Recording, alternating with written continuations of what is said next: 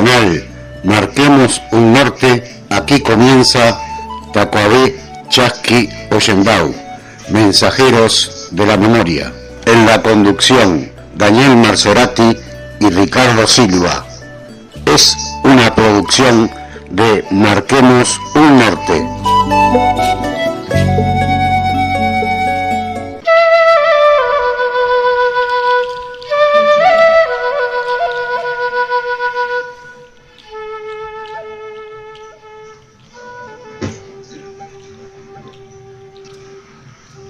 Bueno, muy buenas noches para todos. Aquí estamos nuevamente desde el canal Marquemos un Norte con nuestro programa Tacuabé Chasqui Ollendau, mensajeros de la memoria. Y bueno, darle la bienvenida a un inchalá, un amigo, Daniel Marzorati. Buenas noches, Daniel. Buenas noches, Ricardo. Buenas noches a todos los que estén desde el otro lado del aparato, escuchándonos o mirándonos.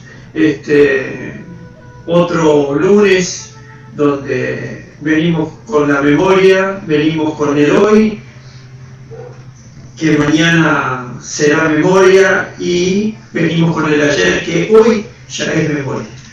Siempre con la palabra de nuestros ancestros y siempre intentando vincular el acontecer social y político a nuestra causa, ¿verdad?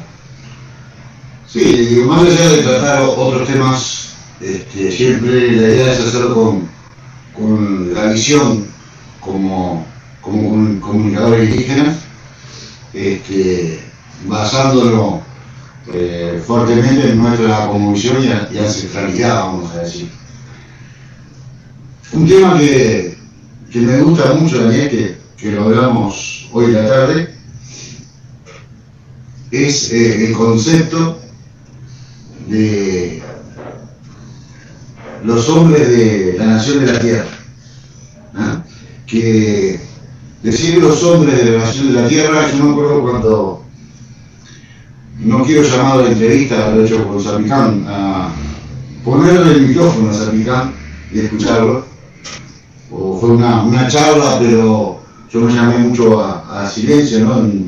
En 2 horas, mis palabras fueron 5 minutos nada más, para aprovechar y que sea el protagonista Zapicán, que bueno, fue muy jugoso realmente y cosas muy interesantes que dijo. Yo lo titulé Alberto Zapicán Andrade, un hombre de la nación de la tierra. El concepto del hombre de la nación de la tierra es basado en nuestra cosmovisión, que nos consideramos parte de la tierra.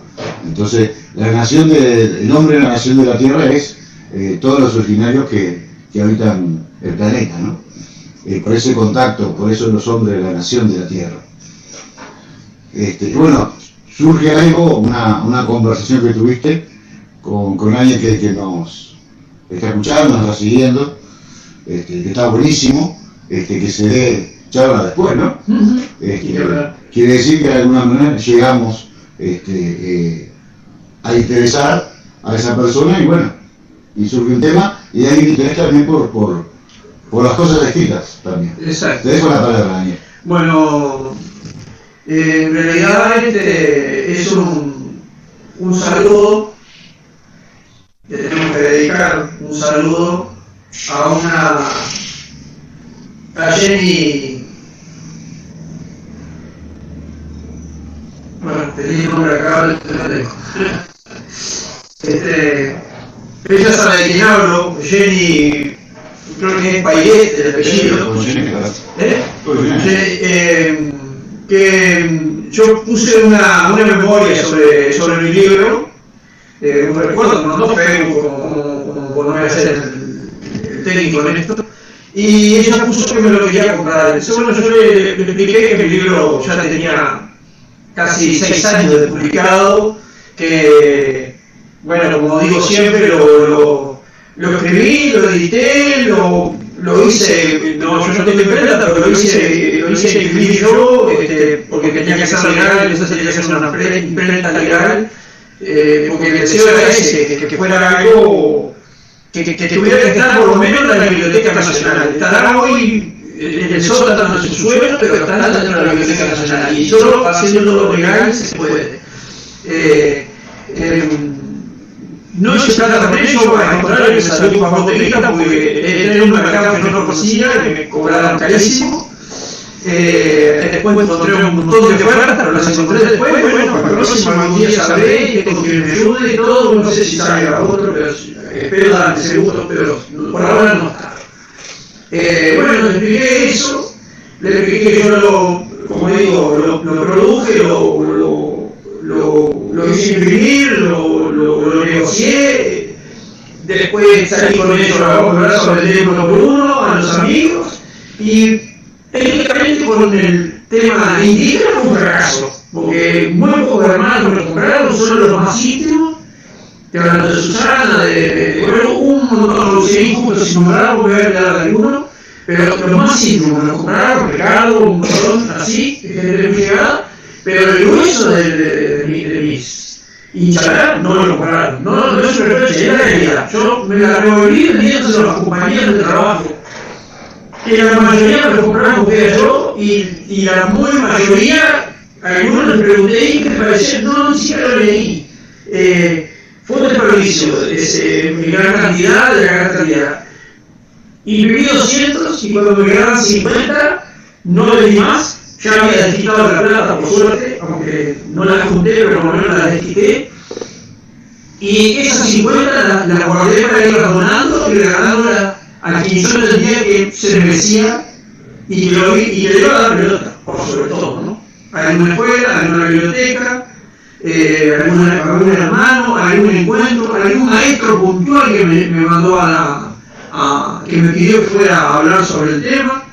Y resulta que después de 6 años, Jenny quiere comprarme el libro. Y yo le expliqué bien claro que el libro mío ya está, ya fue.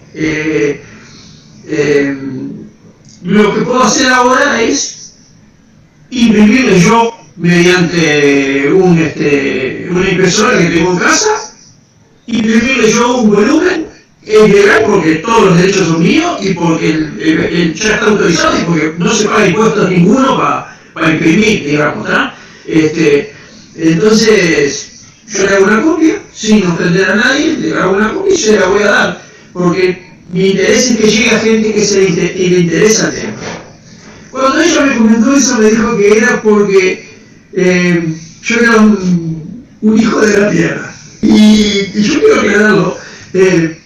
Yo soy un hijo de esta tierra, lo que significa ser un hijo de la tierra, como dice Ricardo lo maneja, yo no lo manejo, no es mi interés, no tengo pretensiones de ese cartel. Sí soy un hijo de esta tierra y voy a defender a las razas que nacieron en esta tierra, a todas, aunque haya llegado un mes antes o un mes después. Voy a defender a los hijos de esta tierra que son de una raza que las trajeron a Prepo a esclavizarla, también van a ser defendidos por mí. Y para todos aquellos que se bajen del caballito del capitalismo, que entiendan que son lo que podríamos decir en palabras de Artigas, buenos americanos.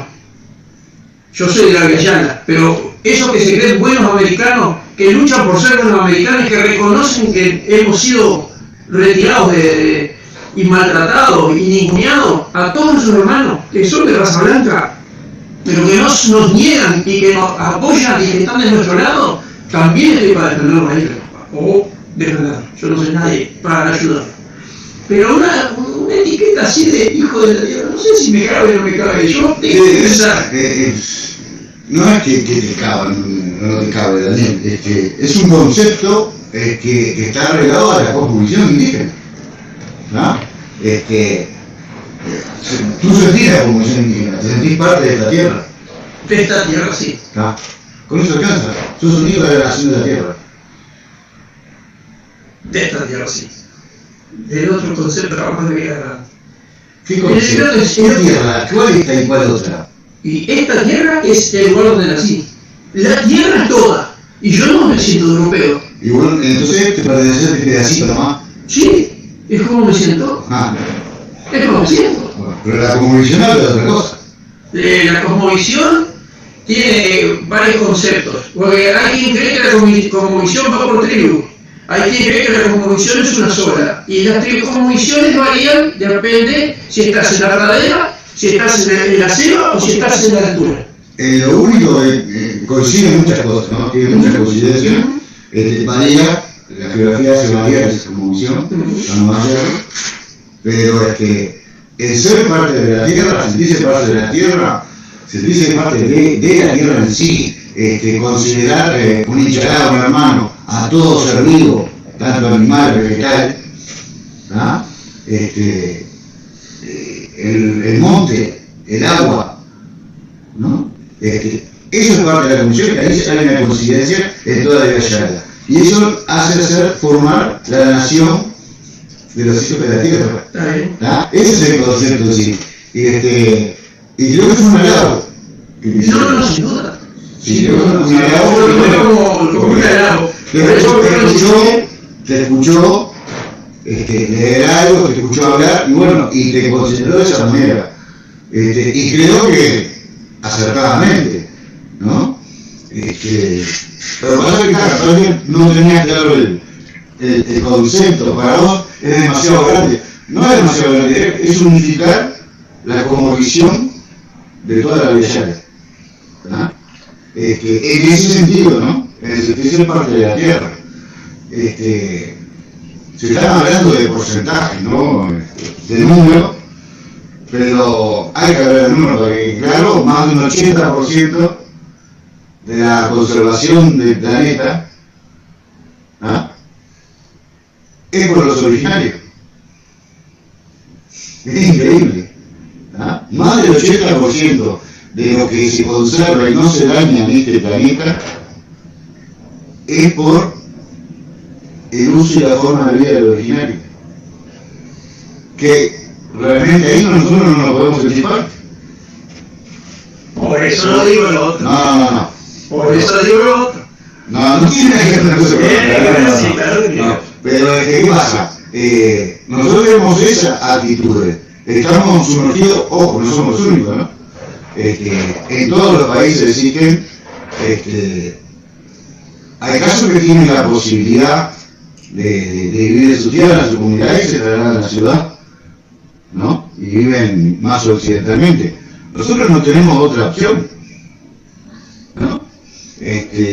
Fue donde nacimos, nos criamos y nos metimos a la cultura occidental, desde el país, de nuestra familia, y fuimos educados de esa manera. Que nosotros, por un sentimiento profundo, entramos a revolver y a sentir como propia la ancestralidad y la cosmovisión, y por ser muy porfiados los dos, es otro tema. Y creo que ese desaprender y aprender lo ancestral habla las caras de las actitudes que yo veo, por ejemplo. Entonces digo, lo estás haciendo. No es que me olvidé. Entonces digo, creo que está bien el concepto. ¿Qué letra pertenece? Casi me convencé. Pero está, a ver, es broma. Dije que somos confiados, pero es muy superior a mí. Bueno, la cuestión es que Jenny me dio la pauta de cosas que había dicho en un programa, o sea, y yo pensé, debe ser un programa viejo, andás a ver, porque yo no me acordaba a qué se refería, y bueno, me puso el enlace es de hace del mes pasado, semana pasada o la otra, y bueno, me puso al tanto de lo que yo mismo había dicho, y yo lo que le comenté, y cierro con esto, agradeciéndole los conceptos que me puso, que yo hablo desde el corazón, eso sí es real, y es lo que yo siento, yo hablo desde el corazón, y a veces el corazón y mi cabeza no van juntos, y hay cosas que yo escribo, y lo digo en serio, esto no es broma, que cuando las leo no puedo creer que yo las haya escrito. ¿Y por qué no puedo creer? No sé por qué no puedo creer, pero no me parecen palabras mías, no sé cómo me salen, pero la cuestión es que sé que las escribí yo y a veces me sorprendo, porque no me acuerdo de haberlas escrito aparte. Y bueno, menos hay cosas que digo que quedan en el aire y que por suerte en este caso en especial, no son esas palabras que uno las tira al viento y en el viento se quedan y no entran en ningún oído. En este caso entraron, la hermana le gustó y bueno, la tarde tuve una tarde agradable pensando en que alguien me reconoce que por lo menos aportamos algo. Y es un pequeño halago que impulsa el corazón, esa es la realidad. Pues yo Sin considerarme nada ni nadie, ¿no? Sigo pensando que algunas cosas no son mías, que ahora me llegan. Mira, yo he escrito muchas veces, muchas cosas, escribiendo, y otras tantas cosas en los últimos años, agarrando un grabador y sin edición, es decir, grabando el grabador, con un bebé escribir, hablando del grabador y queda hecho, ¿no? El concepto. No es poesía, no tiene rima, es libre, ¿no? Pero todo ese sentimiento, como decía Daniel, que sale de adentro, surge, queda grabado, muchas cosas, y cosas que como dice Daniel, que te sorprende. En el caso de Kenny Bartalabra, por ejemplo, fue agarrar el grabador y empezar a tocar. Que eso ese audio lo compartí en el encuentro de comunicadores indígenas en México, y claro, a los instalados, los les encantó, se sintieron identificados, pese a que hay alguna partecita, que como por ejemplo de Cristo de habla, ¿no? Cuando habla del credo de la cruz, bueno, que hay muchos bicharaban que adoptaron una religión, pero normalmente en el círculo de los comunicadores, ¿cómo decirlo? No es tanto, es mínimo, ¿no? Porque no sé si es por un tema de manejar mucha información, hay una apertura a la informática, hay una apertura más de cabeza a nivel intelectual, y bueno, y es donde hay más militantes de defensa de la tierra y de defensa de su pueblo en sí, en lo que se dan los comunicadores, ¿no? Eso se da en una conciencia clarísima, que de repente en el genético de un pueblo está cada uno con su tarea específica y no hay una claridad intelectual o política o filosófica, tal como se da en el ciclo que son los comunicadores. Y esto no significa que me quedamos más arriba, ¿no? Porque cada función en un pueblo, en una comunidad, es importante. Creo que la herramienta de la comunicación da una apertura, sin duda, y escuchar noticias por un hermano, no por lo que nos pasa en la cadena, que está lleno de mentiras y engaños, y bueno, que está normalmente siempre está transversal a todo lo que pasa, ¿no?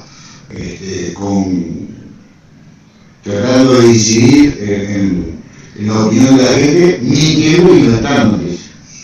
Entonces creo que es una herramienta fundamental para tener la confianza con el mercado informando normal, no el enemigo de la tierra, por ejemplo, que es así. Daniel.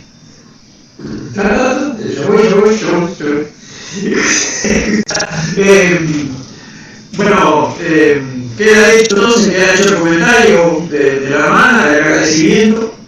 Y bueno, hoy traje el libro ahí para leer algunas cosillas de esto. Recuerdo, esto lo conté una vez, y lo pongo como ejemplo. Un día fui a una fábrica de queso, que yo trabajaba en una fábrica de queso y fuimos a otra fábrica de queso que nos rayaba queso en paquetitos chiquitos, acá cerca, en San Miguel. Y gente muy bien, estaba el dueño de la empresa, que era una empresa chica, lo manejaba todo él, y tenía 3 empleados, y la señora encargada. La señora, piel de bronce, rasgos indígenas, amorosa mujer en el trato. Cuando supieron del libro, el tipo era muy del campo. Cuando yo hice el poema de Raimarca, lo imprimí en una hoja y se lo llevé al hombre. Se lo regalé y pelota, creo. De verdad, ni pelota, y nunca me comentó nada, si le gustó, si no le gustó, nunca una palabra. Cuando escribí el libro, no le comenté a él, le comenté a ella que había escrito un libro. Yo escribí un libro, así no sé cuánto, de poesías, todo sobre charrúas, no sé qué, no. Me interesa, tráigamelo. Y se lo di. Recuerdo que después hicimos el programa, y esto ya lo comenté contigo, y tú quisiste que leyera la parte esa, que querías adivinar cuál era la frase.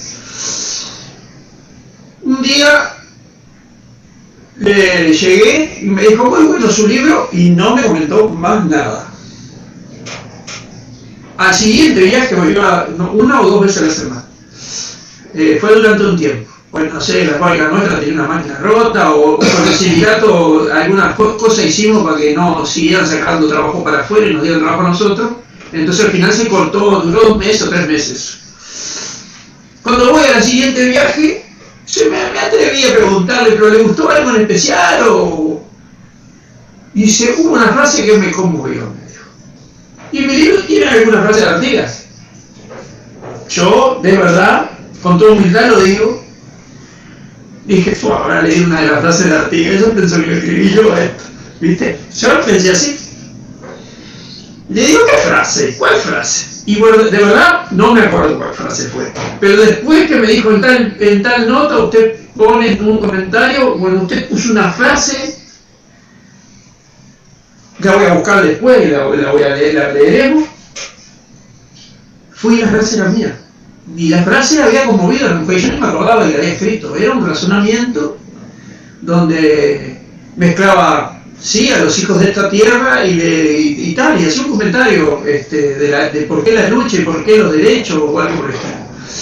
Y no era de Artigas, la frase era mía. Y bueno, tiene esas pequeñas cosas que te emocionan. Y fue lo que me comentó. Y después yo le conté a Ricardo y la leímos en el aire. A todo el texto, que ni me acuerdo cuál fue tampoco, y Ricardo la adivinó la frase, y yo qué sé.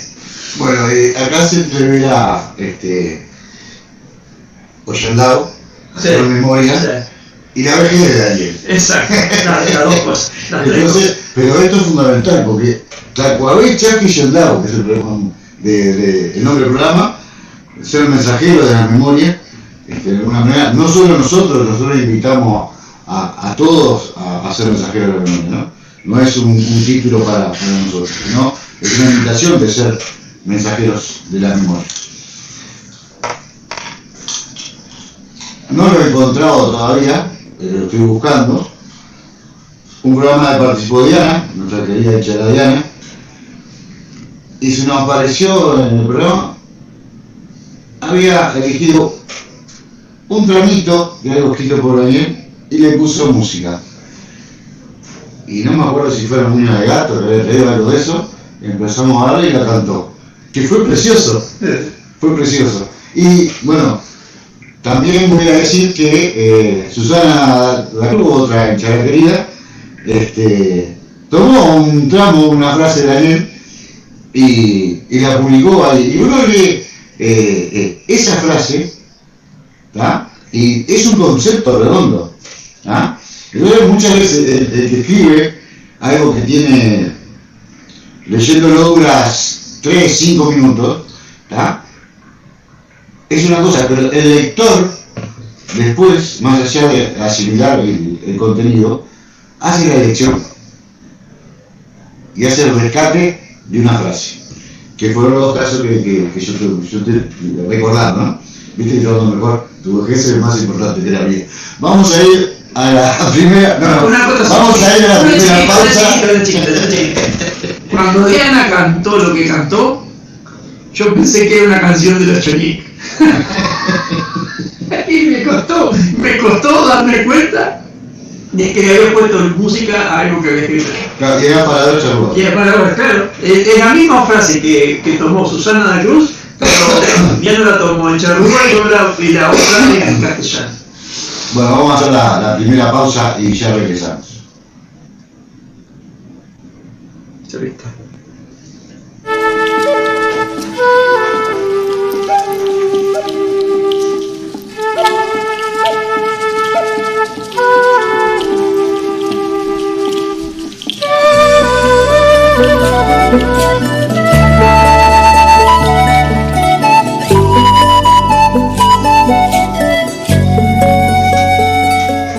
Tacuabé, Chasqui, Ollendau, mensajeros de la memoria.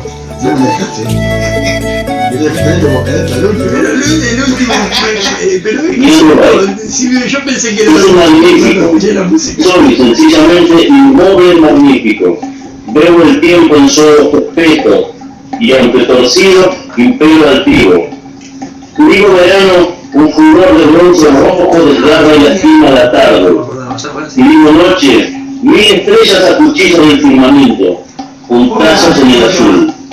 Si digo pájaro, tordos, cardenales y jilgueros conciertan tus silbos en mi ramaje añosos. Si digo lluvia, los cielos entrerrianos rebanan sus roles para todas las criaturas. Y digo tierra, descansos a tus pechos, porque mi raigambre inexorable desciende más allá de las arenas dormidas, curva las piedras, danza y gira en busca del sustento escaso. Yo soy padre de mi propia madera, ropa infragante que estremece en mí. Soy, sin duda, magnífico. Hoy quise decir alborada, y en vez de brisa, silbo y rocío, vi frente a mí el gusano, el impío rosario de acero, y nada pude contra él. Soy magnífico, aún rendido. Micaela Igualdad. Yo nací en una jaula. Mientras mi madre me paría, yo ya venía gritando desde sus entrañas. El hombre que la amaba me recibió. Lavó mi cuerpito cubierto de sangre y grasa y buscó darme calor en un rinconcito de su brazo, mientras que con la mano libre ayudaba a su compañera entre entuertos y pujadas. Sí, yo nací en una jaula, en un equinoccio de otoño cuando debió ser de primavera, y allí permanecí un tiempo, casi tan asustada como ellos, que te iban muriendo de pestes y de tristezas. El hombre que me recibió recién parida, huyó conmigo una fría mañana de febrero. Cruzamos selva, volamos y sobrevolamos por llanos y montañas. Nos sumergimos y emergimos de mares oceánicos inmensos y nos ahogamos y perecimos y la historia nos dio por muertos. Pero aquí estamos. Tenemos todos los años necesarios para saber que aquí estamos. Yo nací en una jaula. Sigo naciendo. Hace unos días fue mi cumpleaños. Equinoccios de primavera, como debió ser de antemano.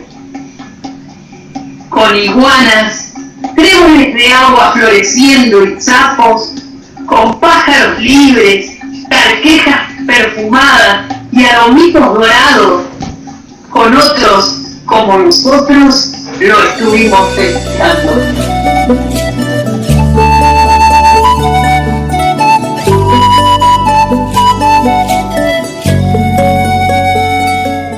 Tacuabé, Chasqui, Ollendau, mensajeros de la memoria.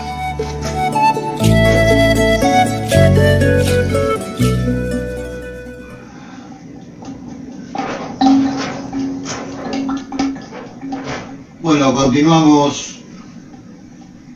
Vamos a continuar con continuamos con Tacuabé, Chasqui, Ollendau, un mensajero de la memoria, Daniel. Y bueno, volviendo a José, compartíamos unas poesías también. Ahí quedó bien el audio. De fondo. Bueno, vamos a ir a la presentación de nuestro querido fogón originario. Así que Daniel, pronto. Hacer memoria, historia y fantasía.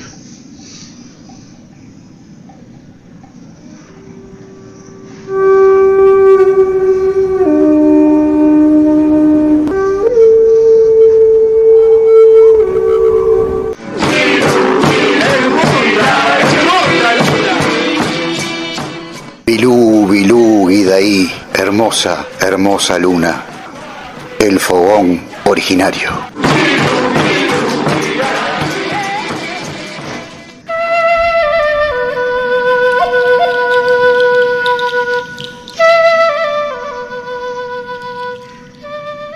Bueno,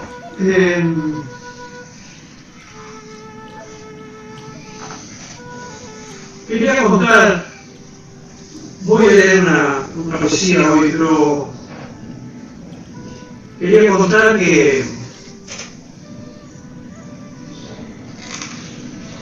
en estos días fui a la escuela, el jueves, y en la escuela Juan Manuel Oribe.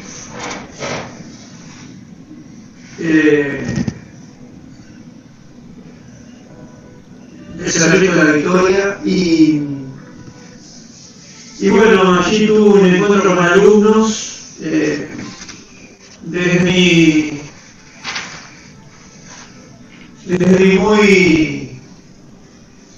muy humilde conocimiento, les paso a los chiquillos lo que puedo. En este caso me ayudé un poco con una boleadora y con una piedra de raspar, con las dos, con la raspadora y con la piedra de raspar y ¿cómo se llama? Con el apoyo, ¿verdad? Bueno, y era fantástico, después voy a contar un poco más de detalle cómo hablar sobre esto, pero era fantástico ver a los alumnos con cualquiera de las tres piedras en la mano, tanto la boleadora como la raspadora, la piedra raspadora y la pieza de raspado, como yo les pedí que cuidaran aquello que no se podía caer, no se podía romper, y con qué cuidado la agarraban, la tomaban en sus manos, se la tocaban en la piel y se la pasaban por la cara. Era algo fantástico ver cómo se pasaban por la cara de aquella piedra. Y quería contarlo, en el fogón originario quería contarlo.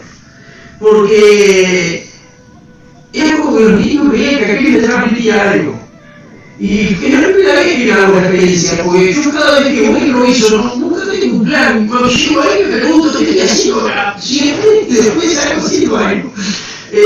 Yo acepto de buena voluntad las invitaciones y después que estoy ahí, en principio no sé cómo arrancar. Es como cuando se me rompe el auto y abro el capó y digo, ¿y ahora qué será? Y bueno, por allá uno encuentra algo y se va solucionando, ¿verdad? Es que vos tomás una piedra así en la mano, la volcás y la ponés, y acá hay historia. Claro, todo transmite, pero una piedra, y sobre todo si tenía una función, por lo menos te transmite un montón de preguntas que tocando las querés solucionar porque no tenés otra forma, ¿verdad? Pero sí que transmite.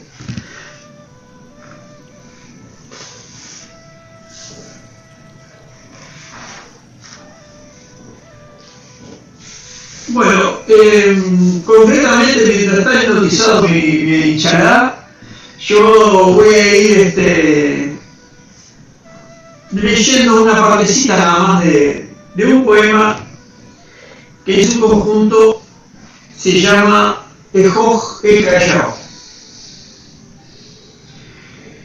Y es la primera vez que yo invento, porque esto es un invento mío, un personaje donde Ej significa boca y Oj significa cerrado. Ejoj es un personaje creado por mí, tal vez nunca haya habido un indígena, un charrúa o cualquier otra etnia con este nombre, es un invento mío, no es para discutirlo, sino es un invento mío, y le puse un nombre sencillo que se lee Ejoj. ¿Qué significa? Puede significar el mudo, puede significar el callado, puede ser el boca cerrada, directamente. ¿Tá? Un chará un día no me tomó el pelo, me hizo una broma, me dijo que Ejoj no entraba moscas. ¿Lo entendiste, Silva? Sí. Pero no me digas que por favor. En la primera parte comienza la primera versión de una historia sobre Ejoj, donde en principio, como siempre, como todo lo improvisado por mí, iba a ser solo parte de esta historia, y después lo he usado al pobre Ejoj para todo, inclusive hasta un día con mucho dolor, para explicar lo que pasó en si puedes hasta la vida y muerte. Y miren que una creación, matar una creación, cuesta lágrimas, cuesta lágrimas. Alguno que haya tenido una experiencia así sabe lo que habla. En la primera parte de esto que voy a leer, hay que seguir con atención un poco el hilo de la lectura, porque no habla de Ejoj, habla de mucho más. Y bueno, quedan ustedes que lo entiendan o no. Intenté ser lo más, como se dice, lo más explicativo posible dentro de lo que me permitía la rima, ¿verdad? Bueno, primera parte: el indio, el tano, el afro. Arranca en 3 continentes lo que relató. Mostrará que a los débiles es el mismo trato. Hay diferencias de raza, cada una condenada. Si no se revela al rico, a vivir sojuzgado. Espero que no resulte demasiado laborioso entender esta historia con algún rincón escabroso. Un hombre libre defendiendo su suelo, su piel color cobre puro, lacio y negro su pelo. Desde Europa un italiano empobrecido viene buscando un futuro menos envilecido. Completa el trío un africano yorubá, traído por el portugués que a venderlo va. El escenario es la mal llamada América, ya por entonces en cruces raciales numéricas. Lo relatado puede asombrar al incauto, mas nada será inmerecido, así lo pauto. Solo será en este relato en rima quien del pueblo cuente la historia prima. Él era hijo del viento, correr en la pradera su elemento. Sus armas, timura y de ti lanza, son usadas para llenar la panza. Su tribu vivía de Guasubirá, pero la jarana mayor cazar un verá. La pobreza en su tierra sacudía, ya no se llenaba la necesidad del día. Su padre, campesino muy pobre, para retenerlo no tenía un cobre. El único camino era emigrar y al continente americano llegar. África en sequía que obligaba, en busca de agua la manada se alejaba. Como su función era explorar, de su gente se terminó por separar. Al fin, un monte espeso de la señal, agua, alimento, y preparó el puñal. Al indio la jornada le venía pintando, por otro hombre caminando. Traer aquel peso en los hombros lo hubiera transformado en escombros, mas no para un charrúa guerrero, fuerte como puma y fiel como hornero. El dicho, una mano atrás, otra adelante, para él sonaba hasta elegante. Viajaba de polizonte en bodega, asomó hasta la borda con un colega. La inmensidad oceánica fue suficiente. Pensó, nunca más veré a mis parientes. Nunca sabrá cómo fuese, de cazador a cazado sin que pudiese ver desde dónde cayó la red. En el agua apagaba su sed cuando aparecieron los hombres aquellos que rápido los encadenaron del cuello. Por primera vez veía barco alguno. Es que a la pradera no llega ninguno. Recién dudaron los pirí a la costa. Milicia, hambre, aquí conseguirán una posta. Pero Senaqué, el cepero se había nombrado. Mucho veramen, mucha arma, gran calado. Vaya manera dejó de ser polizonte. No aguantó no ver el horizonte. El barco negrero cuando tiraba, línea de cadena que gente negra ataba. Al agua del Paranaguazú, que se las tragó, duro lo atraparon, ni a escapar amagó. A veces arrastras, a veces caminando, cadenas en los pies pesan lastimando. Hombres blancos lo empujan y picanean, pero hay hermanos negros que los amarrean. Ya en un barco, una epidemia se declara. Afros al agua antes que un blanco se contagiara. La vida es cíclica, pero lineal, con vidas en paralelo con algún cruce real. Se trata de otro ser que se integra y pasa a formar parte que alegra. Puede ser por un minuto que para siempre marque o que con nosotros por siempre se embarque. No arribó a Montevideo suelto. Llevaba esposas, los golpes lo habían vuelto, irreconocible, hinchado, dolorido. Pero lo peor es el hambre que ha tenido. Solo quedó en el puerto desorientado. Qué lejos mi tierra, qué distinto lo soñado. El océano no se los tragó a todos. En aquella parte se aferró con los codos. A unos amontonamientos de rocas. Le pesan los demás cuerpos, fuerzas quedan pocas. Algo se vislumbra, será un animal, siente una señal. Mi vida llegó al umbral. Lo vio y nadar no sabía que podía. No lo iba a dejar e hizo la osadía. Lanzarse a Hue para evitar que muriera. Tarea difícil que la cadena se rompiera. En la orilla Senaqué lo esperaba, recuperar la vida a ese hombre trataba. Fue retenido en una dependencia. Agradeció al retirarse por la licencia de quedar libre para buscar trabajo.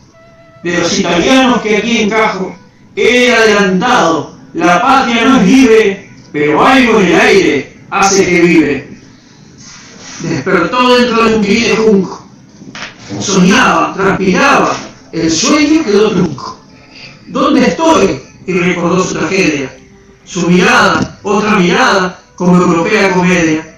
Ella era hermosa, pero distinta a él. Pelo lacio brazo y no tan oscura la piel. La vida de la aldea no se ha modificado. Se trata de algo común, recibir refugiados. Otra cosa fue la vida de nuestro guerrero. A partir de la presentación, tuvo compañero. La chalogua que cuidó al enfermo con ahínco era su hinchalá y al corazón le dio un brinco. Su mente volvió atrás y recordó aquel día. Sus fuerzas flaqueaban ya, el mal lo atraía. Una visión increíble y el manchá vino a buscarlo. No hablaba su idioma y para liberarlo de aquellas cadenas le causó mucho dolor. Misiajalaná, y entró en sopor. Guamanaí pasó a llamársele con cariño. Cuando Ihou Bilú le dio su primer niño. Jambo Ngozo, su nombre verdadero, como la solidaridad es del mundo entero, aceptó su nombre agradecido al guerrero Ejoj que lo había revivido. Giovanni Pietro Montani Macías, su nombre de una lejana patria que moría, por la ambición de los poderosos que matan de hambre a un pueblo laborioso, cargándolo de impuestos y obligaciones para mantener a su ejército en funciones. Está muy claro que charrúa se nace, pero junto a ellos con respeto también se hace. No es una cuestión solo de creencia, más bien se trata de aceptar la convivencia. Guamanaí, inserto en la tribu como púa, aceptó y fue enseñado como charrúa. Giovanni empezó el traslado con los criollos. Perdón, me equivoqué. Giovanni empezó el trato con los criollos, pero estos entendieron que era todo un embrollo. Pero como era simpático y voluntarioso, un terrateniente le dio trabajo gustoso. Lo llevó de casero y pegó en una estancia y pudo empezar lo que pensó era ganancia. Guamanaí era un indígena más. Hablaba el idioma pampa y el guaraní además. Sentía nostalgia de su tierra y su gente, y a su aldea la tenía siempre presente. A pesar de todo, ahora era muy feliz. Mas el cielo a veces es claro, a veces es gris. Bueno, esta es la primera parte de un poema sobre tres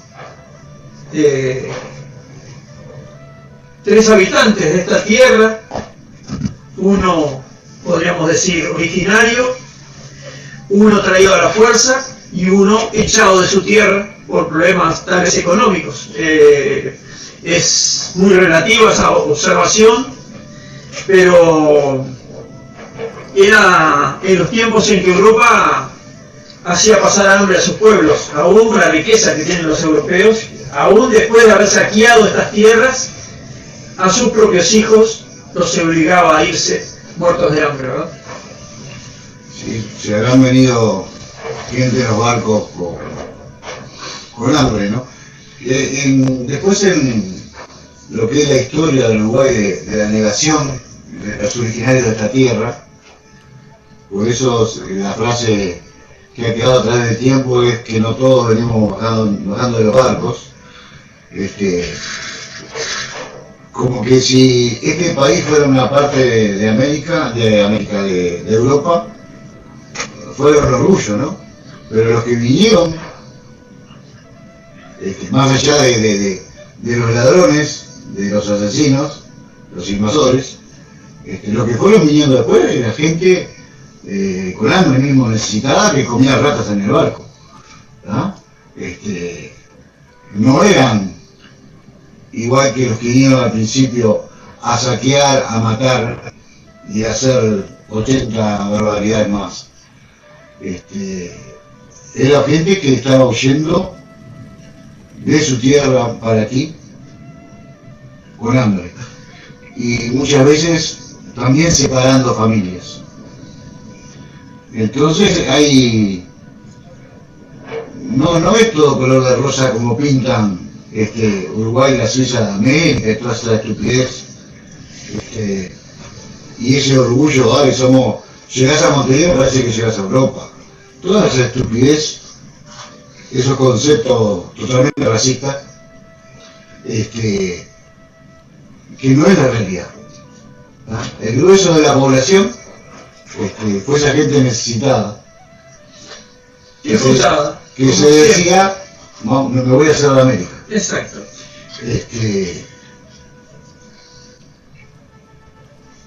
Y bueno, algo de tener en cuenta, ¿no? Y acá Creo que la historia de Daniel abarca 3 personajes representativos fundamentales de la historia. Ese americano que nombraba, ese americano es europeo, en este caso italiano, llegado en un barco, separándose de su familia, pasando hambre, necesidades. El afro, que es traído a Prepo a ser esclavizado. Otra realidad cruel, discriminante, racista y también genocida. Y después está el Job, el Callao, me quedo con el Callao yo, porque yo lo interpreto, uno como lector se imagina el personaje. El Callao, cuando habla. La gente esa que habla poco, cuando habla, escuchala. No tiene desperdicio. Y el Callao encierra una sabiduría. Y también sufrimiento. Entonces hay una unión de estos 3 personajes que fue el sufrimiento de lo que fue esa invasión a este continente, a nuestra querida Yala, y las diferentes historias desde Europa y desde África conviviendo con este originario. Entonces me pareció la trama y los personajes me pareció muy interesante por lo representativo de lo sucedido. En la época que yo lo relato, no eran muchos los italianos que todavía vinieron. Eso te lo tengo que dejar claro, porque inclusive Italia no existía. Eran provincias separadas y autónomas. San Marino era una república, el otro era una república, Venecia era otra república, etcétera, etcétera. Acá lo que yo pretendo es... Tiene 3 cosas a grandes rasgos. Primero, una obsesión que me empezó a perseguir de 3 historias diferentes paralelas que se iban a juntar. Eso me obsesionó durante mucho tiempo sin saber cómo sacármelo encima hasta que empecé a escribir. Eso en primer lugar. Sacarme yo una obsesión que se me había metido en la cabeza. Lo otro es 3 personas diferentes que se juntan, cada uno representativo de una raza. Yo creo en las razas, creo que no hay una raza humana, hay una especie humana con diferentes rasgos, y la madurez de esa raza es el día que se tolere tal cual. Eso es madurez, eso es integración, y no decir, no existe raza, ¿cómo? Yo tengo un color de piel, vos tenés otro y no somos iguales, no somos iguales, somos diferentes con los mismos derechos. Ese es mi pensar particular. Bueno, entonces hacer un homenaje a 3 razas diferentes que se juntan en el continente, no siempre se entrelazan, no somos un crisol de razas, somos sencillamente, fuimos invadidos de diferentes formas. En este caso, 2 personas que vienen obligadas acá, ¿tá? Y una que es de acá. Eso era un primero, 3 razas diferentes. La segunda, demostrar en sí mismo, demostrar que el concepto racial que le meten a muchas personas que terminan considerándose superior a otra, es para que el dueño de la torta, cuando reparta, te obligue a vos a ningunear al que es diferente. ¿A qué me refiero esto? Es que la misma pobreza que tenía el africano que venía a Prepo traído, es la misma pobreza que tenía el italiano.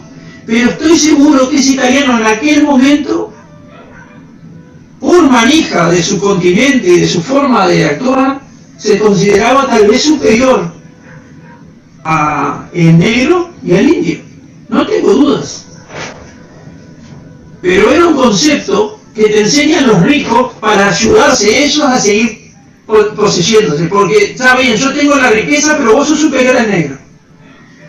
Es una forma de actuar muy desleal del que tiene el poder con el que no lo tiene. Y muchas veces caemos en la propia estupidez de pensarnos superiores solo por un color de piel.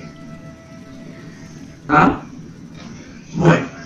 Y el tercero era que esa gente que había formaba,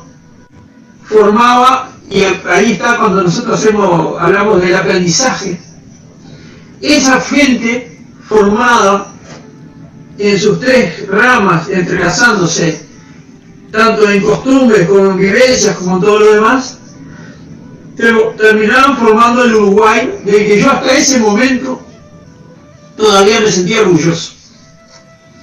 Que eso es lo que explicamos siempre con Ricardo Silva cuando hablamos de que nosotros estamos aprendiendo lo viejo y desaprendiendo lo nuevo. Lo nuevo que es que nos dicen que el Uruguay es un país y para nosotros ese país no existe. El país es todo este territorio. Por ejemplo, para mí un país sería, pero no como país ni como Estado, sino un lugar de vivencias diferentes sería, y unido debería ser toda la Pampa. Y estoy hablando de la Pampa hasta Caxias, Gramado, allá donde empiezan las sierras brasileñas. Y capaz que de ahí para el norte sería otro. Pero por diferencias naturales, donde la cosmovisión, que hablábamos hace un ratito, es del llano, es de la llanura, y que nos aúna con un montón de gente, que ranqueles y todo un montón de gente que es del llano y de la llanura. Si hubiera una división en el área llana, que tampoco la creo mucho, pero si hubiera una división sería esa. La gente de la selva con su cosmovisión y la gente andina con su cosmovisión, que fue la que en realidad los desparramó mejor, porque los camiones de Tahuantinsuyo llegan desde Colombia casi hasta el sur argentino. Así que esa sería la cosmovisión más clarita, la cosmovisión, el reparto de tierras más clarito de todos los otros, ¿verdad? Estoy hablando siempre de mi opinión, no del programa, sino mi opinión personal. Bueno, y la cuarta razón es homenajear al charrúa, aceptando gente diferente en su tordería, con el único concepto de que vengan a ser uno más y no a ser más o diferentes. ¿Qué digo con esto? Acá se habla de los primeros que defendieron nuestra tierra. Y se habla de Zapicán, Magalona, Abayubá, etc. Y está llamado un soldado español, del cual yo no tengo nombre, reniega de su ejército, de su invasión, no sé por qué, tampoco no sé el argumento, y se escapa y se esconde y pide asilo en la tontería de Zapicán. Y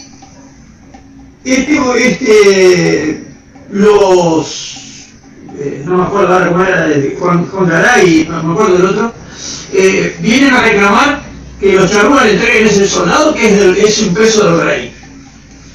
Y los charrúas dicen que se refugien en las tonterías, mientras nosotros no nos moleste, no discutimos, no entregamos, que es asilado, no se entrega. Y la primera batalla no es para defender ninguna tierra, es para defender el abuso de poder que querían los españoles dictando sus leyes en nuestra tierra. Esa es la realidad. Hubo una matanza enorme de charrúas donde mueren Zapicán, muere Magalona, muere Abayubán, mueren y un montón de batallas por defender a una persona que se había alojado en las torderías y había pedido asilo. Esa es la realidad del cuento como es la Argentina, de un poeta. Esa es la realidad. Lo primero que se defendió acá fue a la raza humana.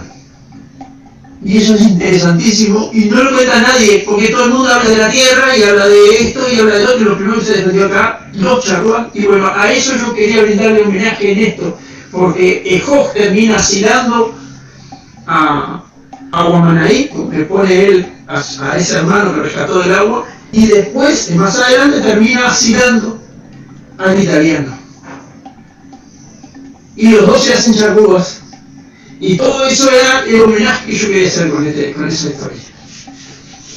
No sé, capaz me entendí, no quise serme monopólico de la palabra, pero tenía que explicar todo eso porque muy interesante. Hay varios homenajes en la vuelta. Y tal. Corto ahí porque si no parece que no hizo yo la palabra y no me gusta. No, pero muy interesante, no, además el espacio del fogón, ¿no? No, pero lo interesante es toda la historia que viene atrás, ¿no? Que contaba recién. Así que impecable, digo, creo que te sumó esa aclaración, no la habías dicho. No. En otra oportunidad que compartimos sobre la historia de Callao, junto con su hermano afro y su hermano italiano. Bueno, hacemos la siguiente pausa, Daniel, y en un instante ya regresamos.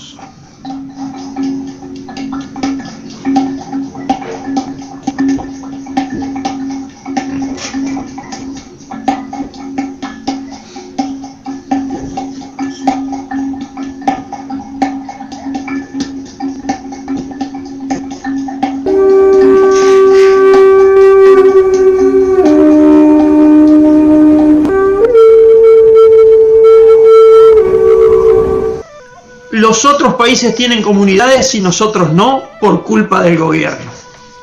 Del gobierno o del Estado uruguayo, porque al Estado oriental trataron de eliminarlo para que no se parezca al de Artigas. ¿Está? Inclusive ahora el Frente Amplio, ¿no? Que terminó de sacar, antes, hasta hace poco éramos orientales, ahora ya somos uruguayos. En la cédula, ¿no? Sí. Bueno, en las cédulas nuevas. Bueno. Separar el Estado oriental de el resto de nuestra Via Yala es caer en la enseñanza que nos dieron en la escuela. Y digo por qué. ¿Por qué el Uruguay no tiene comunidades indígenas? Porque la última comunidad indígena no fue la de Cepé, sino fue una comunidad guaraní que fue masacrada en 1860 y tanto, que vivía en San Borja del Chi. Esa fue la última comunidad viviente como comunidad al mando de la capataz. Porque el Uruguay no tiene lugares naturales donde puedan refugiar gente y vivir apartados hasta para sobrevivir. Pongo un ejemplo. Artigas decía: estoy en el centro de mis recursos, y se refería al Arerungua. Pero en el Arerungua estaban las puntas de Queguay. Y en las puntas de Queguay hay unas quebradas muy impenetrables, donde Artigas en determinado momento, cuando se le venían los portugueses, se encerró ahí y dijo: de acá no nos mueve nadie. Y fue una de las mayores derrotas que tuvo, porque los portugueses entraron por todos lados y le cayeron de sorpresa. Tanto es así que ni siquiera los charrúas nuestros ancestros se enteraron hasta que ya era demasiado tarde. Y para lo único que dio fue para escapar. Artigas tuvo que subirse a un caballo e irse. No hubo tiempo de organizar nada. Los que se quedaron murieron. ¿Está? Fue una de las derrotas más grandes antes de la traición de Rivera en Tacuarembó, que lo dejó solo, y fue donde es el quiebre total dentro del territorio nacional. ¿Qué pasa con otros países? ¿Por qué hay comunidades en Argentina, Ricardo? Porque unas que están muy al sur, donde hace demasiado frío y a nadie le interesó ir porque no podés plantar nada ni quedarte con nada, y están desapareciendo por la petrolera, y las otras están en el Chaco, en el famoso impenetrable, donde pudieron refugiarse hasta sobrevivir hasta nuestros días, y ahora las están matando. Ahora están haciendo lo que el Estado oriental, el Estado de Rivera y el Estado de los que lo siguieron, porque después los blancos hicieron lo mismo, están terminando con la gente que está en el Chaco, matándola de hambre y dejándola sin impenetrable, porque al impenetrable lo están talando. Entonces no tiene mucha suerte. En Brasil pasó lo mismo, salvo en Rondônia, donde están los, no me sale el nombre ahora, pero son un grupo guaraní, donde Rondón en su momento fue a masacrarlos y se encontró con que los inocentes eran ellos y los chorros eran los blancos, y los protegió y les dio comunidades donde vivir y les protegió el lugar, y por eso ese estado tiene el nombre de Rondón. Salvo ahí, en el resto del lugar están los Yanomami intactos. ¿Pero por qué? Porque están en la selva contra Venezuela allá arriba y nadie llegó hasta allá para deformar esta vida. En Colombia los están masacrando ahora. ¿Por qué? Porque vivieron en una selva donde no se podía entrar, por un montón de razones, entre ellas la FARC y todo lo demás, pero no se podía entrar.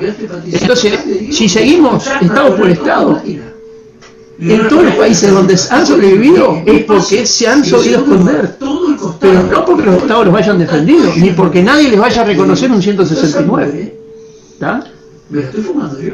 Entonces, no podemos separar a Uruguay de eso. Fue la misma masacre en todos lados. Sin duda. Sin duda. Entonces, a veces cuando vemos esto del convenio y vos ves que hay comunidades en otro lado, ese es el gran tema. Esas comunidades tienen derecho a reclamo porque viven como comunidades, y nosotros, como estamos, lograron separarnos y vivimos cada uno por la nuestra. Quería aclarar eso, porque no podemos separar al Uruguay del resto, porque si no entramos dentro de lo que nos enseñaron la escuela. El Uruguay es un país aparte, y no es un país aparte, es miembro de la Vía Yala. Lamentablemente con la misma mentalidad. Lo único que acá se llevó mejor las cosas a cabo, lograron separarnos. Y se pensaron que nos habían eliminado.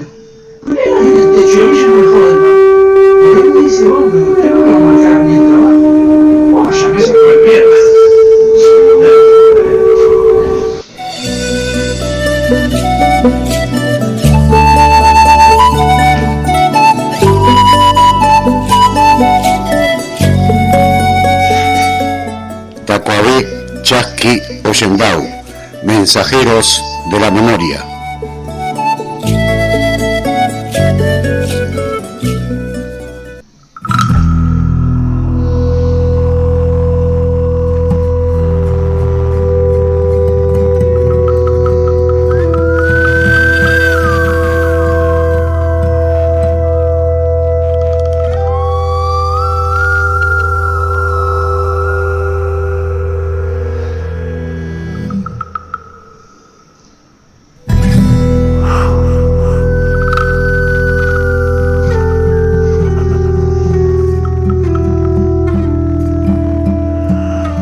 Continuamos con Tacuabé, Chasqui y Ollendau, mensajeros de la memoria. Bueno, hicimos un repaso de lo que fue con alguien que nos acompaña de la audiencia, que quedaría bueno un día comunicarnos. El nombre de ella es Jenny Piñero Mayet. Yo soy muy eso me gana lo que es. No quise dar tanto datos. Yo me quedaría con Jenny. Y sería bueno un día participar ahí que nos con a mí que estar sucedido también, ¿no? Para la gente ser parte de esta huella excepcional, la idea que nosotros siempre manifestamos. Y bueno, recordar que agosto es el mes donde nació Marquemos del Norte, un 28 de agosto concretamente, y no es poca cosa, son unos cuantos años, levantando banderas de pueblos originarios, de derechos humanos, en defensa de la tierra, que cuando yo digo, yo soy siempre claro, cuando digo que nuestro caminar fue derechos humanos y defensa de la tierra es decir sentido originario, concretamente porque es parte de nuestra convicción. Un originario, decir originario significa ser un defensor de los derechos humanos, un defensor de la tierra y de todos los seres, como decimos siempre. Y en estos años ha pasado de todo por este país y por toda nuestra querida Bellala. Y yo quiero recordar varias cosas. La otra vez que compartíamos un informe de la historia del pueblo Pong, de esa placa que le pusieron el nombre de diputado que dice es una matanza, porque las barbaridades y los genocidios y los asesinatos y la violación de derechos humanos al pueblo originario no terminó con la invasión, continuó a través de la historia de hasta el día de hoy. En Colombia, bueno, hay terribles problemas, asesinatos de líderes campesinos, líderes indígenas, y concretamente en 2008 a 2019 estamos hablando de 11, ¿no? Sí. 11 años. En estos 11 años, de todo lo que hemos informado, que le ha pasado a pueblos hermanos, a nuestro querido Villará de toda la de Yala, quiero recordar dos cosas que tocaron muy fuerte, como todas las que han sucedido en el continente. Recuerdo empresas extractivas que querían territorio indígena, que eso pasa a diario en nuestra Yala. Lo que está sucediendo en Brasil ahora mismo, se sigue avanzando las empresas de la madera en el Amazonas, pasando por arriba a los pueblos originarios que tienen su territorio ancestral ahí. Pero algo que me marcó muy fuerte fue cuando empresas extractivas querían territorio indígena, territorio ancestral indígena en Colombia, y el Estado colombiano,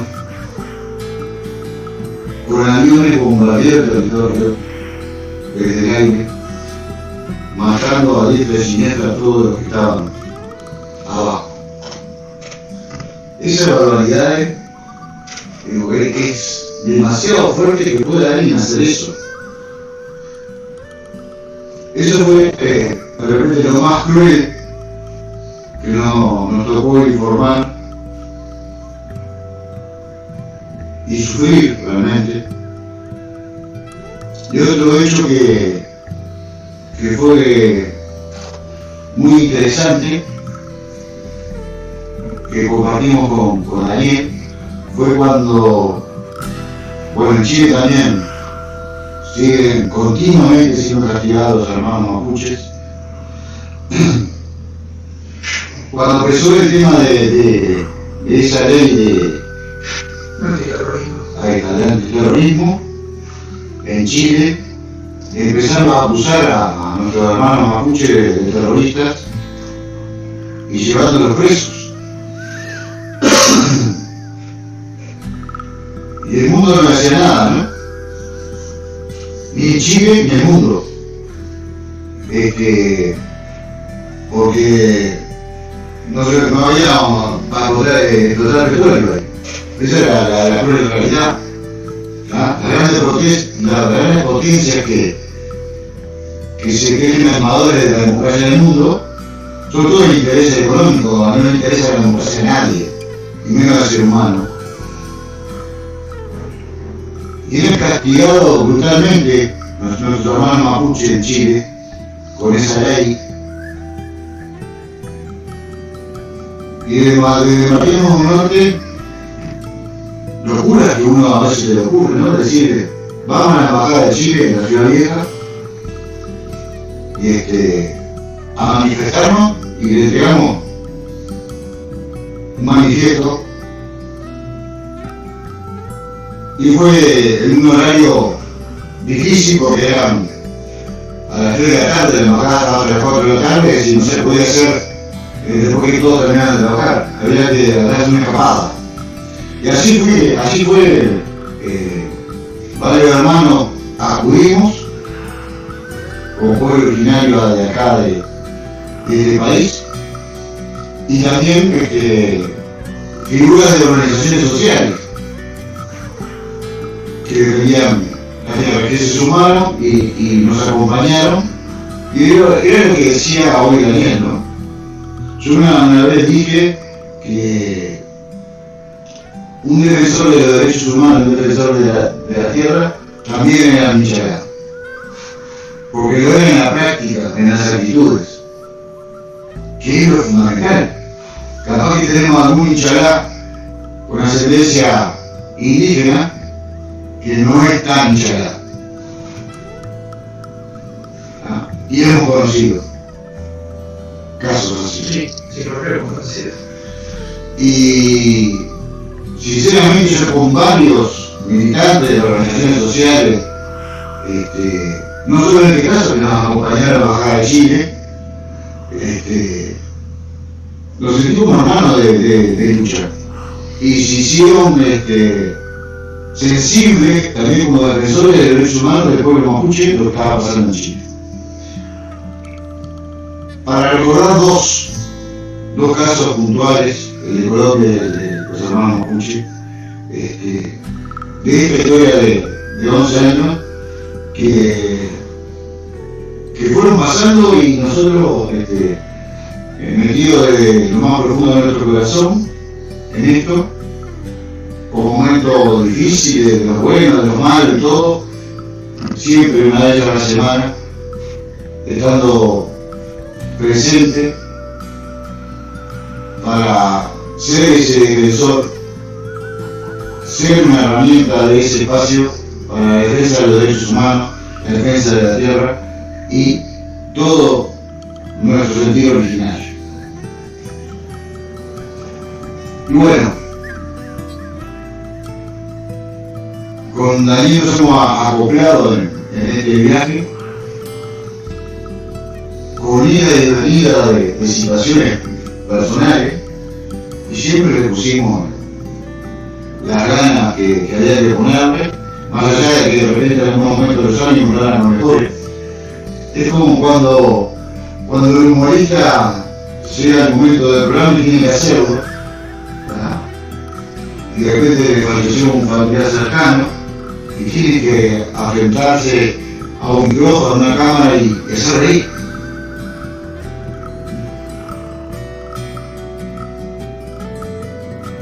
Siempre se hace más fácil, más allá de las situaciones, cuando el sentimiento de uno es legítimo y es poderoso, ¿tá? Y ayuda, miren lo que les digo, ayuda porque nos hace sentir fuertes, nos hace sentir partícipes y nos hace sentir coherentes con lo que sentimos. Nada mejor que eso, hermano.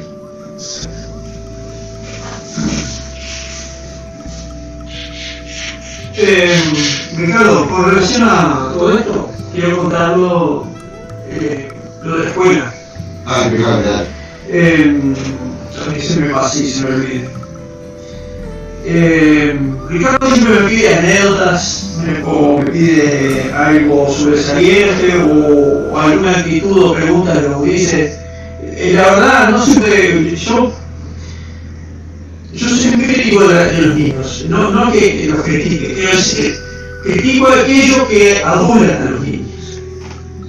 Los niños no son dioses ni son seres superiores, tienen un ángel por la que se lo da la niñez, algunos tienen mucha picardía, pero la mayoría de las preguntas que los niños hacen son las mismas siempre. Y se las ponen las maestras, y cómo iba vestido, y tenía pluma, y se usaba puliadora, y qué para ir a las artes, son siempre las mismas. Yo no reniego esa pregunta. Es interesante decir cómo se visten, todo, pero eso ya se lo dice la maestra. Y yo lo que voy a dar es un contexto de que estamos vivos, de que no nos vestíamos, nos vestimos, de que no éramos, que somos, de que esa herramienta llamada obligadora, hoy no la usamos por una cuestión de que no la usamos, pero todavía existe y la sabemos manejar hoy, y que puede servir mañana para atrapar un ñandú, aunque hoy ya no vivimos de ñandú, vivimos de la carne vaca igual que todo el mundo.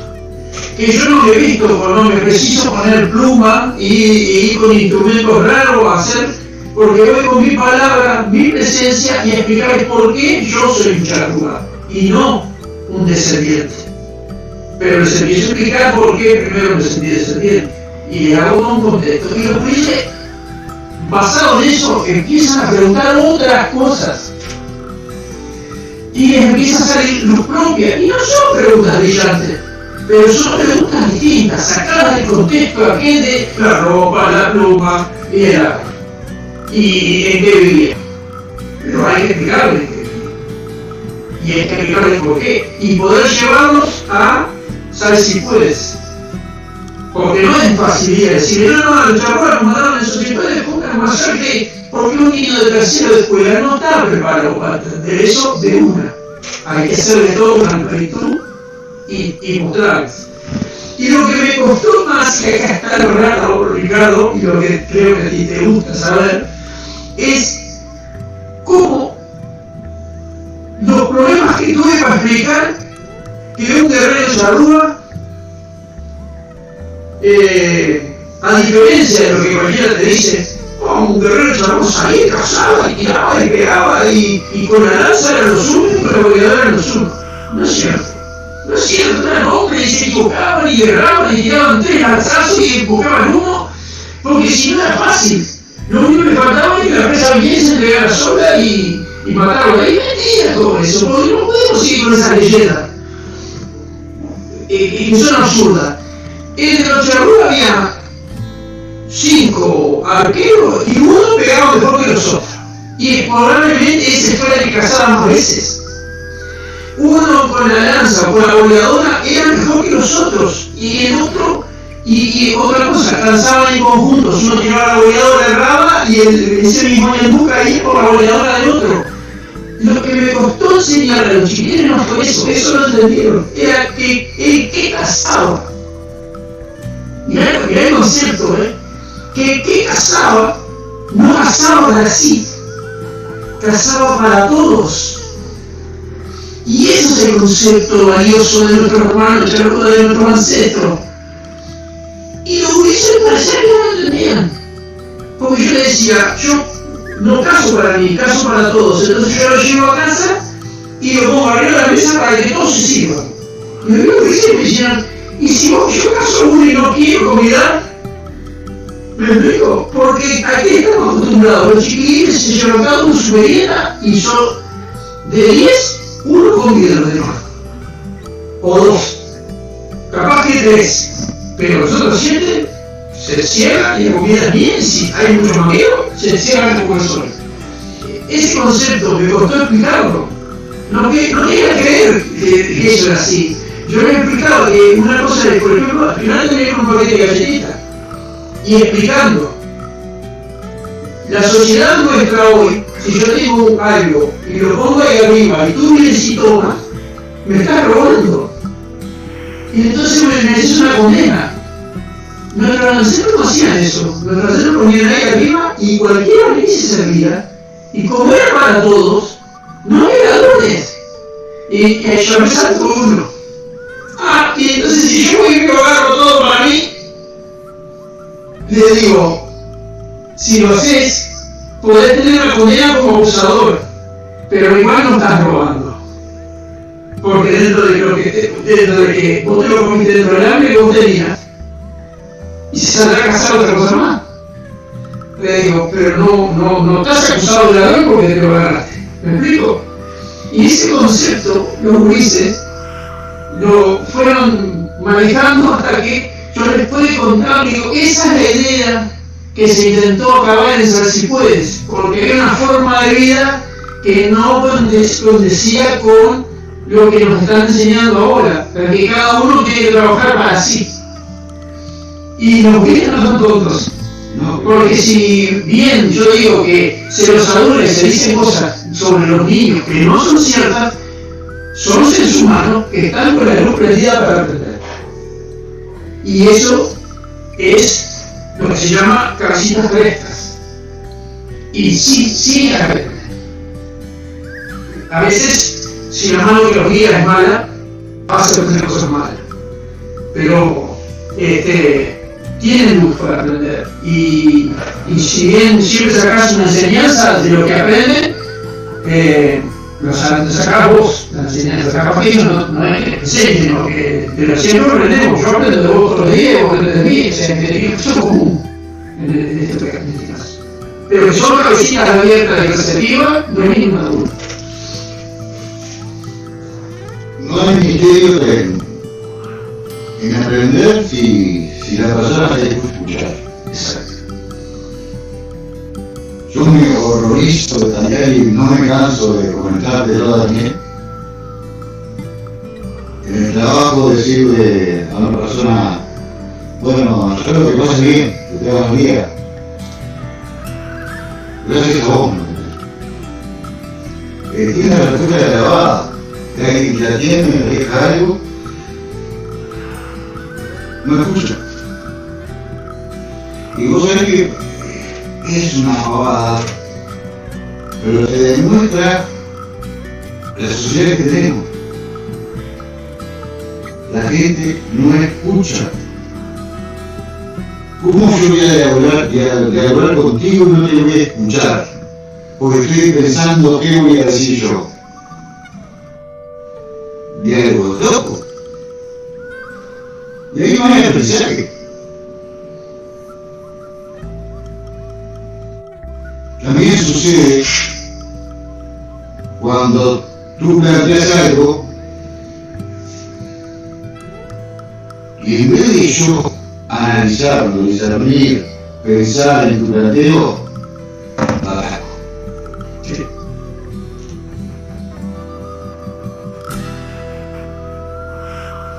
Lo ataco, lo vuelvo a atacar. Porque no lo planteé yo, lo planteaste vos. Esa miseria humana no limita de aprender. Y es a diario. Es a diario. Entonces, ¿a dónde quiero llegar con esto? Los gurises se la rebuscaban para corregir a la niña de alguna manera en su planteo, que bueno que eran los charros, venían y ponían ahí y compartían. Y si yo me agarro todo, te metió uno. Tendría más hambre que otro. Capaz que fue egoísta, pero ¿cuántas veces lo va a hacer esto? Porque ¿sabes qué es lo peor para una persona? No ser condenado. Bien, lo que estoy diciendo, Yo como algo para compartir, vos venís a agarrar todo. Y lo demás quedamos mirando. Y bueno, se va a procurar algo para volver a poner ahí. De vuelta no lo vas a hacer, porque ya no puede más. Y no ser condenado significa decir, ¿qué sentido tiene lo que dice? Lo que yo tomé de ahí, de ese centro, lo consumí, lo guardé.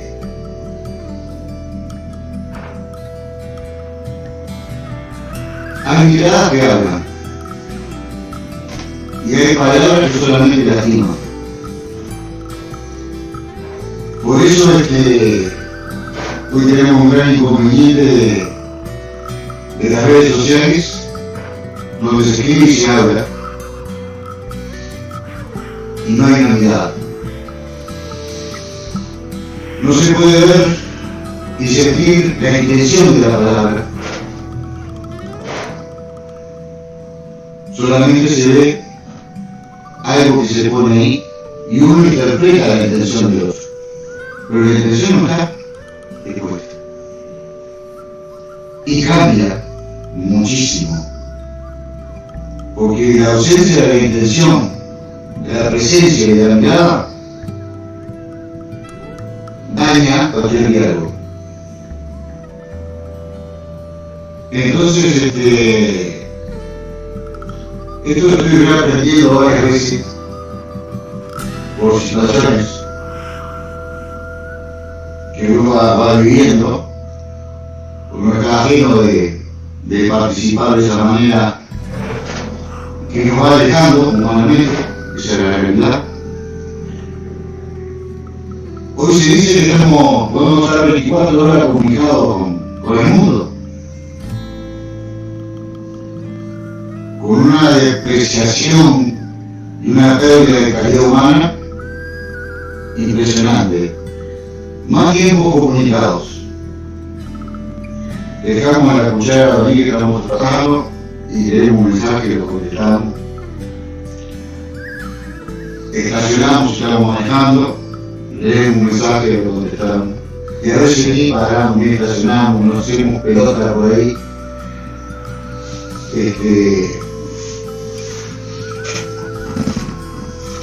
Siempre está la palabra calidad y cantidad, ¿no? ¿De qué nos sirve estar 24 horas comunicados con el mundo si estamos perdiendo comunidad? Si estamos perdiendo el contacto humano, si estamos perdiendo la intencionalidad que tiene el otro cuando nos plantea algo. Traer aparejado no entenderse. Traer aparejado no comprender. Traer aparejado atacar. Traer aparejado discutir, pelear sin sentido. Porque el otro nunca llegó a su intención.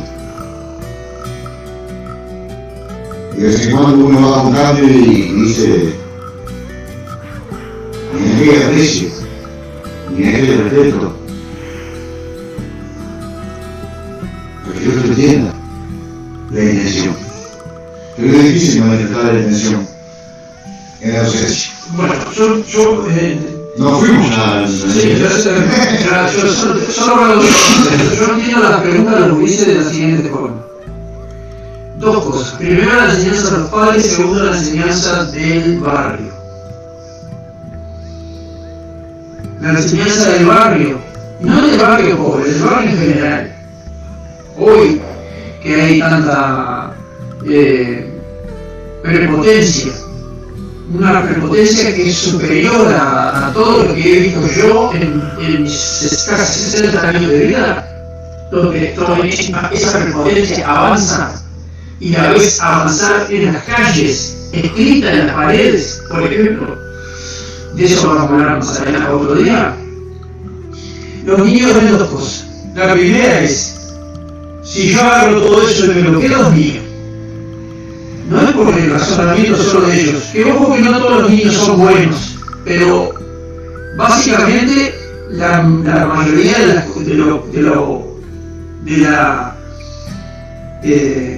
la maldad o bondad viene enseñada, viene desde afuera, desde la idea que reciben. Entonces, en el barrio, por ejemplo, un vecino tiene más que otro, mucho más que otro, y algún prepotente sabe o dice, o la familia dice, sí, pero ve a él, me quedé con todo, y los vecinos los maman, lo ven en la televisión, porque la televisión es un fenómeno que les llega. Entonces, ese niño que parece abusador, porque si yo me lo quedo todo, es parte de esa cultura que recibió en el barrio, pensando en quedarse con todo lo que pueda, pero no en todo tan lejos. El capitalista que vino, el invasor colonialista que vino a la Vía Llana, vino a eso, a quedarse con todo. Y es parte de esa enseñanza que todavía le llega a los niños. ¿Ah? Y la otra chiquita, la otra que me dijo, ¿y si yo no quiero comida? Como que está, olvidar que agarra los deditos, pero si yo tengo algo y no quiero comida, entonces yo soy la mala. Una cosa así preguntó. Es la enseñanza del padre de la madre, de la familia, de la abuela, la que le dio el dinerito o le dio el paquete de galletas, para que esa niña vaya a la escuela y no sea víctima de abusadores como ese otro niño que le dice, si esta me conviene, compro el paquete de galletas. Entonces son dos escuelas que, aunque parezcan egoístas y iguales, chocan porque vienen desde otro lado. Yo no lo entendí así, lo analizo así, y hay evidentemente mucha diferencia entre seres humanos, mucha diferencia en el comportamiento y mucha diferencia en el entorno que vivimos. Como para que yo me meta a arreglarme y a juzgarlo. No lo juzgo, sencillamente por las preguntas que me hicieron, las transmití acá. Igual me costó mucho hacerles entender el concepto de que salen 10 a cazar, el que va a terminar agarrando una presa es la boleadora de uno o dos a la vez, pero la de uno o la lanza de uno o la flecha de uno, y ese está velando por todo el resto de la tribu. Y ese concepto me costó hacerlo entender. Yo termino acá. Fue interesantísimo otra vez. Y bueno, está. Pues no, de mi parte. Bueno, nos vamos con Miguel, una hermosa canción de Venecia.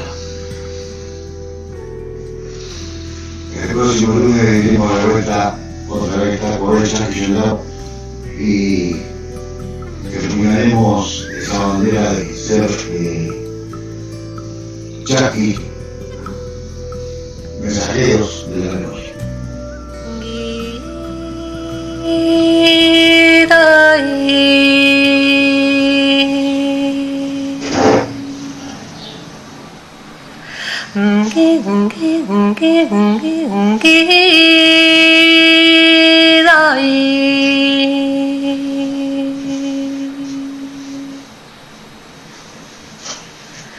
Detrás, detrás del monte, la luna llena.